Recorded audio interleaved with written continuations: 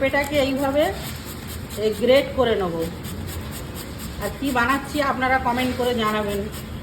এই যে বন্ধুরা, যে পেঁপেটা গ্রেট করেছিলাম, জল দেব, একটু নুন দেব। ব্যাপারটা হয়ে গেছে। এর মধ্যে একটু ঠান্ডা জল দিয়ে এটাকে চিপে আমি তুলে নেব। বন্ধুরা, এটা এরকমভাবে চিপে চিপে ভালো করে জল ঝেঁকে আমি এটাকে এরকম করে তুলে নেব। বন্ধুরা, এর মধ্যে দেবো একটু শুকনো লঙ্কা, একটু কারি পাতা, আমি একটু গুড় দেবো, গুড়টা দিলে ভালো টেস্ট হয়।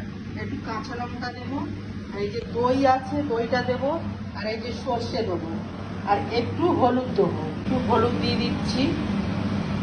এই যে লবণ থাকলে, বিট নুন থাকলে ভালো হতো, কিন্তু আমার কাছে যেহেতু বিট নুন নেই তাই আমি এই এমনি নুনই দিচ্ছি। এই যে আমি দই দিয়ে দিলাম, এর মধ্যে গুড় দেবো, ফোড়ন দেওয়ার জন্য তেল দিচ্ছি, শুকনো লঙ্কা, এই যে সর্ষে, কারি পাতা, যে কাঁচা লঙ্কাটা কেটে রেখেছিলাম সেই কাঁচা লঙ্কাটাও দিয়ে দিলাম, দিয়ে এটা ভালো করে ম্যাশ। দেখুন, এটা এরকমই হবে।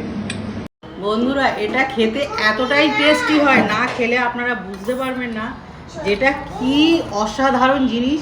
অথচ এটা হজমের পক্ষে, আর তারপরে এটা ব্যাপারটা হচ্ছে ওয়েট লস হয়, খুবই খেতে এটা খুবই ভালো, খুবই। আপনারা কমেন্টে জানাবেন এটাকে কি বলে।